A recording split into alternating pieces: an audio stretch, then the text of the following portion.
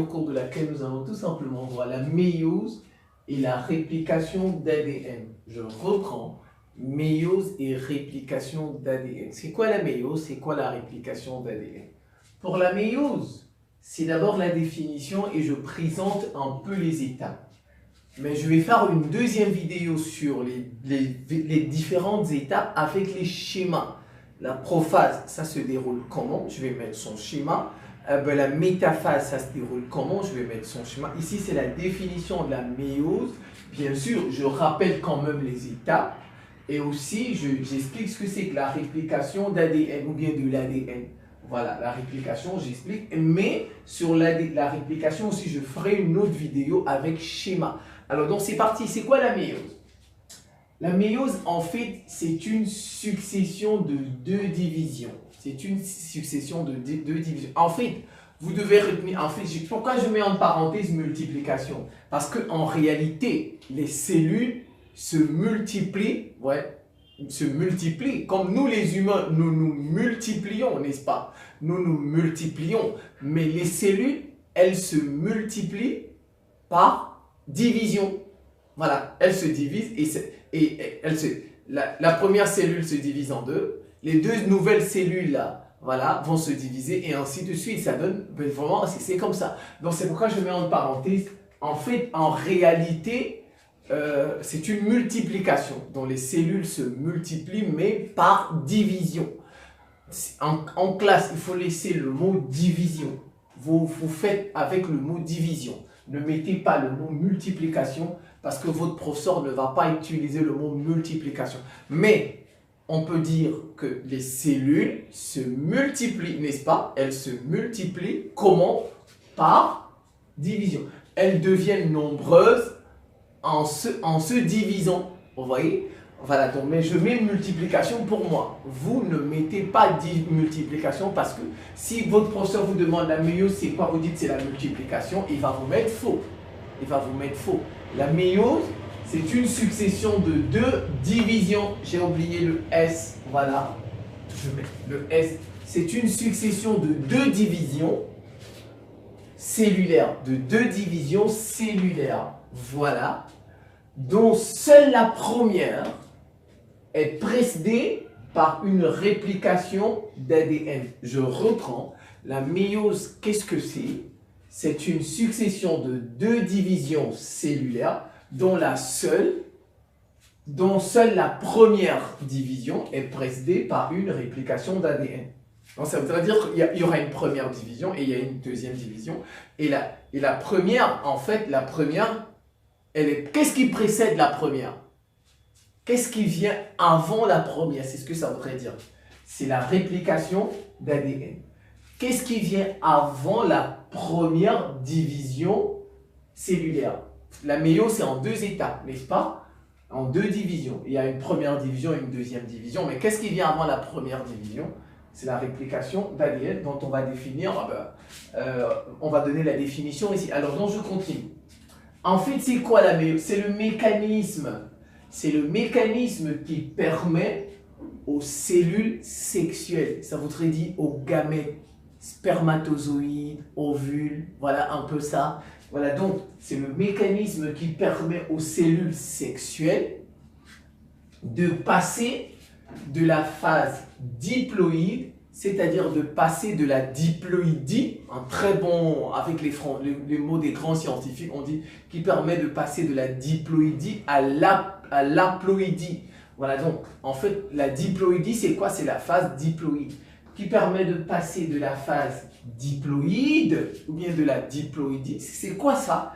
Lorsqu'elle a deux N chromosomes. Donc, c'est tout. Quand on est en phase diploïde, en fait, la cellule, elle est constituée de deux N chromosomes. Alors, qui va passer à la phase haploïde, qui va passer à l'haploïdie. Voilà. Et là, cette fois-ci, la cellule, elle sera constituée de N chromosomes.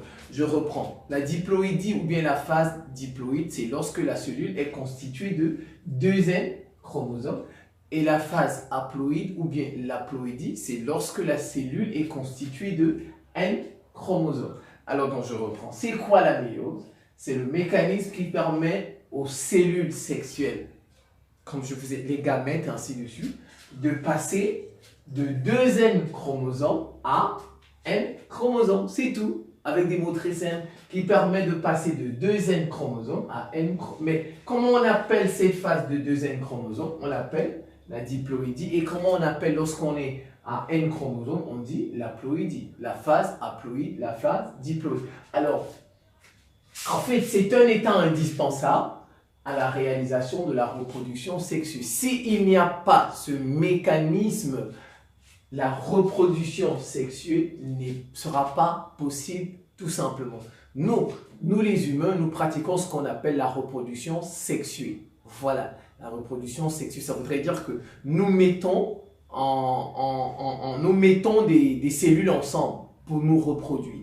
Nous mettons les gamètes, nous mettons les spermatozoïdes et ovules pour nous reproduire. C'est ce qu'on appelle la reproduction sexuelle. Voilà, et puis ça se fait avec des sexes. Voilà, ça se fait avec des sexes. Donc, sans la méiose, s'il n'y a pas de méiose, s'il n'y a pas ce mécanisme qui permet de passer de 2 N chromosomes à N chromosomes, la reproduction sexuelle ne sera tout simplement pas possible.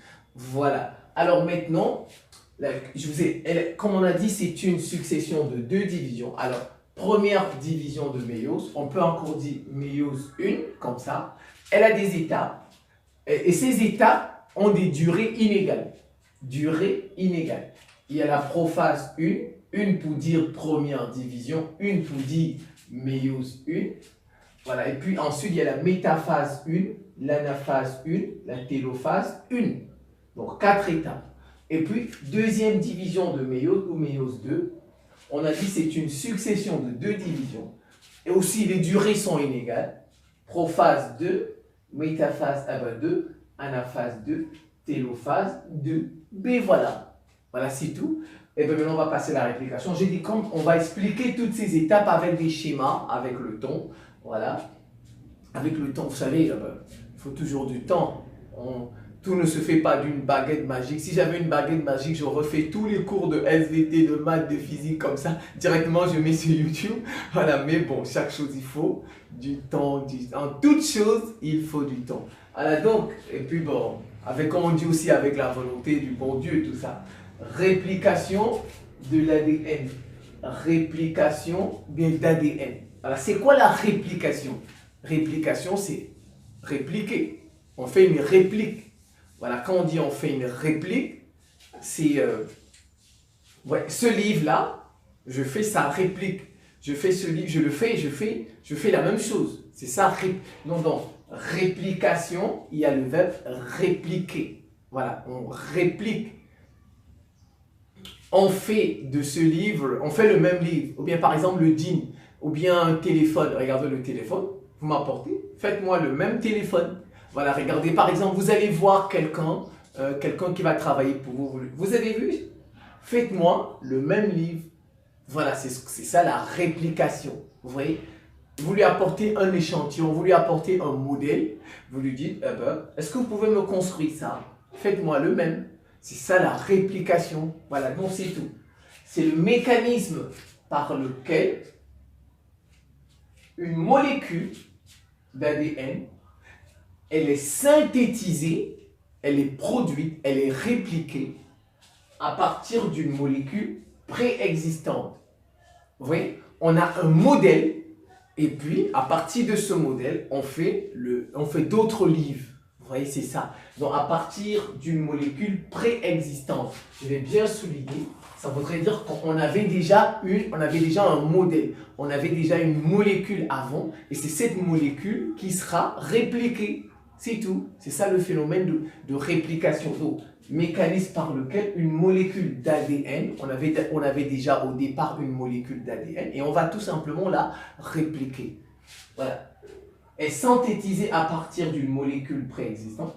Les 2 molécules d'ADN sont identiques.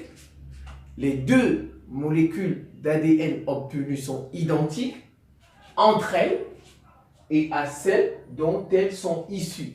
Voilà, on obtiendra 2 molécules d'ADN identiques et ces 2 molécules d'ADN identiques, elles sont semblables à celles à leur maman, on peut dire ça comme ça. et à celles dont elles sont issues. Vous voyez, c'est ça la réplication de l'ADN. Donc très prochainement, je ferai tout ça avec des schémas. Je vais prendre de mon temps. Je vais dessiner ainsi de suite. Bon, je vais bricoler un peu. Hein. Je ne suis pas un grand dessinateur. Je vais faire de mon mieux. C'est la fin. Je vous remercie pour votre attention et à très bientôt.